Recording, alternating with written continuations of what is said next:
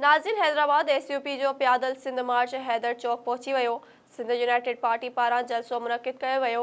उन हवाले सां वधीक तफ़सील ॾिसूं था साकिब कुबर जी हिन रिपोर्ट में।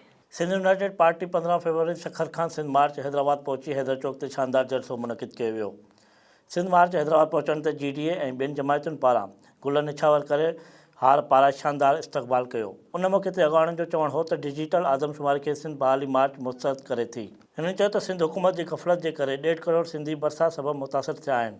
उन मौक़े ते हिननि एसएस न्यूज़ सां ॻाल्हाईंदे चयो त ओवरऑल करप्शन के खिलाफ़, महंगाई के खिलाफ़ ऐं बदअमनी के खिलाफ़ ऐं जेको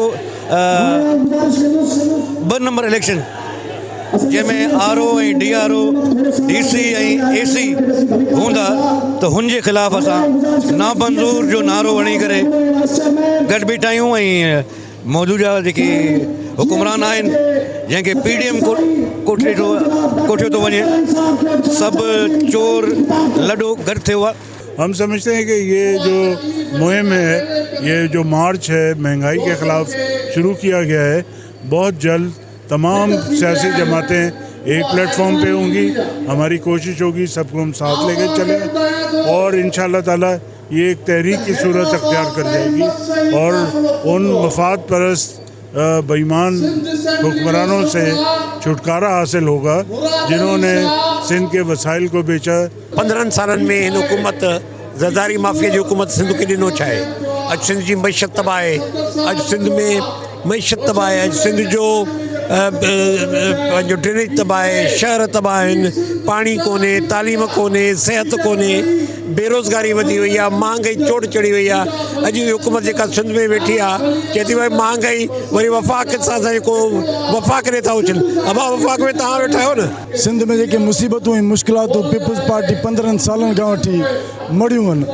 सिंध जो अमुन तबाह हुआ, सिंध जो रोज़गार तबाह, मुआशी तौर ते असांखे तबाह कयो वियो आहे, सिंध खे ॿोड़ियो वियो आहे, सिंध खे मारायो आहे, सिंध खे हिसायो आहे। ही सिंध मार्च जो असुल मक़सदु इहो आहे त असीं पंहिंजे वतन खे हिकु ख़ुशहाली तरफ़ ऐं हिकु वधंदड़ अॻिते विखनि तरफ़ खणी वञणु चाहियूं था।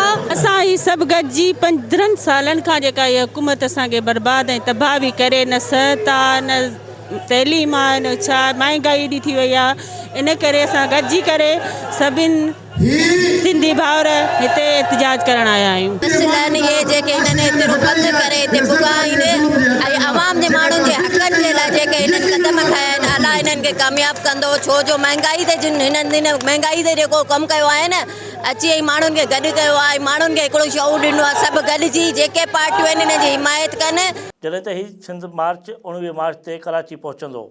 सिंध मार्च में शरीक थियण मुतालबो कयो त 2008 खां वठी सिंध में अरबें रुपयनि जी करप्शन जो सुप्रीम कोर्ट तहक़ीक़ात कराए वञे। कैमरा टीम सां गॾु साकिब कुबर, एसएस न्यूज़, हैदराबाद।